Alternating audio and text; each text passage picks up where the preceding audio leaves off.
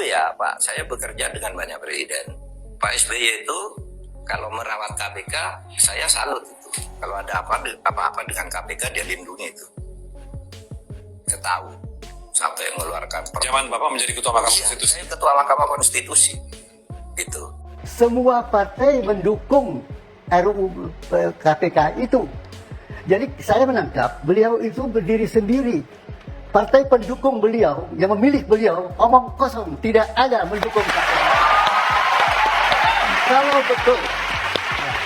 Kalau betul partai pendukung Presiden Jokowi ingin membantu supaya Jokowi berhasil, kenapa menyetujui RUU yang memperlemah KPK?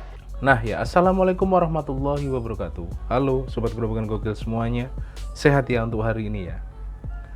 Pak Mahfud saat ini menyalahkan Pak Jokowi, ya ini katanya Pak Jokowi ini melemahkan KPK. Padahal hal tersebut dilakukan oleh DPR yang mayoritas adalah pengusung Presiden Jokowi. Tapi kok sekarang yang disalahin Pak Jokowi atas pelemahan KPK. Padahal dulu Pak Mahfud gak berkata seperti itu. Dulu Pak Mahfud itu bilang bahwa Pak Jokowi itu mengeluarkan perpu, sempat akan mengeluarkan perpu, tapi ditolak oleh DPR, gitu loh. Itu jelas dikatakan Pak Mahfud waktu beliau menjadi Menko Polhukam. Nah, tapi sekarang malah menyalahkan Pak Jokowi atas pelemahan KPK. Jelas-jelas Pak Jokowi waktu itu mengeluarkan perpu untuk anulir keputusan DPR, gitu loh ya.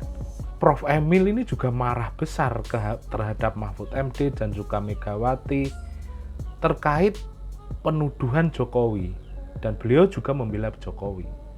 Dan ini loh saya tunjukkan komentar Pak Mahfud waktu menjadi Menko Polhukam tentang Pak Jokowi mau mengeluarkan perpu KPK tapi ditolak oleh DPR. Ini loh buktinya.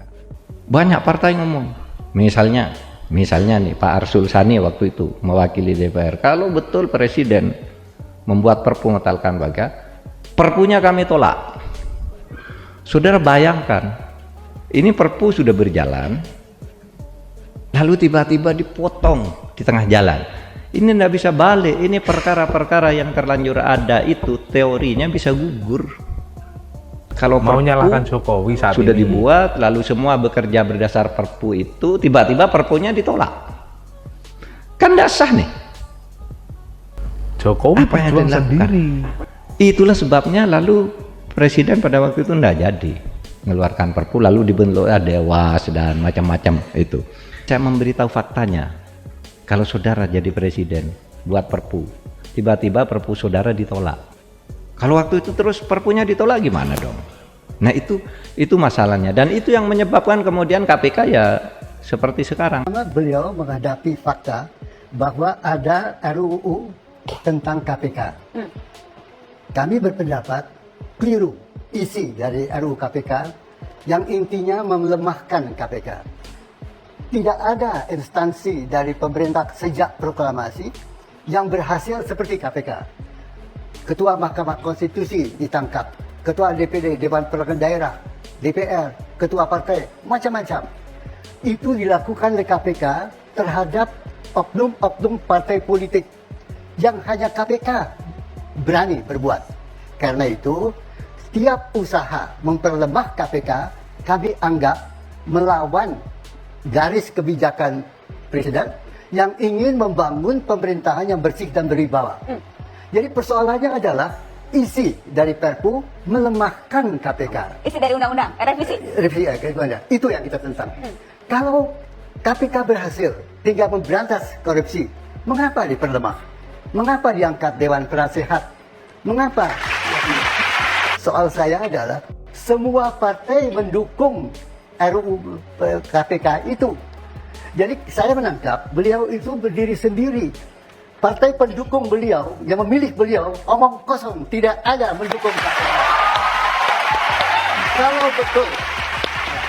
Kalau betul partai pendukung Presiden Jokowi ingin membantu supaya Jokowi berhasil, kenapa menyetujui RUU yang memperlemah KPK? Sedangkan KPK terbukti berhasil memberantas. Semua partai mendukung RUU KPK itu. Beliau sendiri, berdiri sendiri. Mana? Supaya diketahui bahwa RUU KPK yang sedang dibahas di DPR ini adalah RUU usul inisiatif DPR. Saya telah mempelajari dan saya mengikuti secara serius seluruh masukan-masukan yang diberikan dari masyarakat, dari para pegiat korupsi, anti korupsi, para dosen dan para mahasiswa, dan juga masukan dari para tokoh-tokoh bangsa yang menemui saya. Karena itu ketika ada inisiatif DPR untuk mengajukan RUU KPK, maka tugas pemerintah adalah meresponnya. Saudara keliru. Yang dikatakan oleh Presiden, semua partai mendukung RUU KPK. Beliau jadi partai yang mendukung saya, pemerintah, ikut mendukung RUU yang saya ada. Karena itu beliau tidak mau mensahkan dulu dan mencari jalan keluar. Apa semua ketua partai yang masuk penjara? Ya. Apa itu tidak bukti keberhasilan KPK? Ya, itu sebagian. Di dalam aturan undang-undang KPK ada kewajiban menyampaikan laporan, ada credibility gap. Bung bilang saya dipilih. Yang menjadi persoalan apa cara memilih itu bebas dari korupsi. Ada buku, ada laporan demokrasi bahwa dalam demokrasi kita ada laporan, ada buku namanya. Tapi jangan bikin bentar. Dengar dulu. Jangan didengar itu. Demokrasi for sale, ya. Dan seluruh yang terjadi penangkapan dari KPK adalah para politisi yang dipilih. Jadi persoalan adalah pemilihan kita yang kita jalankan belum tentu kredibel. Itu menjadi persoalan. Jadi bangga saya dipilih. Tapi apa betul pilih secara betul? Iya. Berapa ongkos yang belum keluarkan? Dari mana uang berapa? Pemaksaan tidak. Kami itu tidak ada kekuatan partai sama sekali. Tidak ada pemaksaan. Yang diajukan adalah Indonesia menghadapi persoalan korupsi. Lantas sudah puluhan tahun beberapa panitia dibentuk gagal. Kemudian di zaman KPK yang dibentuk dengan undang-undang, terbukti KPK berhasil menangkap banyak kakap-kakap partai politik dan sebagainya. Oke. Yang tidak pernah terjadi di negara manapun. Karena yang undang-undang KPK yang dikeluarkan justru merubah sehingga kekuatan KPK itu di squeeze, diperas. Ada dewan pengawas, penyadap ada ketentuan, harus koordinasi dengan kejaksaan dan sebagainya. Sehingga kelincahan KPK yang menyebabkan begitu banyak orang politik tertangkap, terkurung, tersandra. Saya tidak setuju terhadap beberapa substansi RUU inisiatif DPR ini yang berpotensi mengurangi efektivitas tugas KPK. Yang pertama, saya tidak setuju jika KPK harus memperoleh izin dari pihak eksternal untuk melakukan penyadapan. Misalnya harus izin ke pengadilan. Tidak. KPK cukup memperoleh izin internal dari Dewan Pengawas untuk menjaga kerahasiaan. Yang kedua, saya juga tidak setuju penyelidik dan penyidik KPK hanya berasal dari kepolisian dan kejaksaan saja.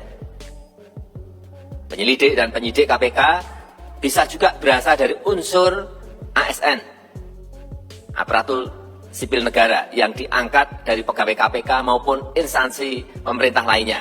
Yang ketiga, saya juga tidak setuju bahwa KPK wajib berkoordinasi dengan Kejaksaan Agung dalam penuntutan, karena sistem penuntutan yang berjalan saat ini sudah baik, sehingga tidak perlu diubah lagi. Yang keempat, saya juga tidak setuju perihal pengelolaan LHKPN yang dikeluarkan dari KPK diberikan kepada kementerian atau lembaga lain. Tidak, saya tidak setuju. Saya minta LHKPN tetap diurus oleh KPK sebagaimana yang telah berjalan selama ini.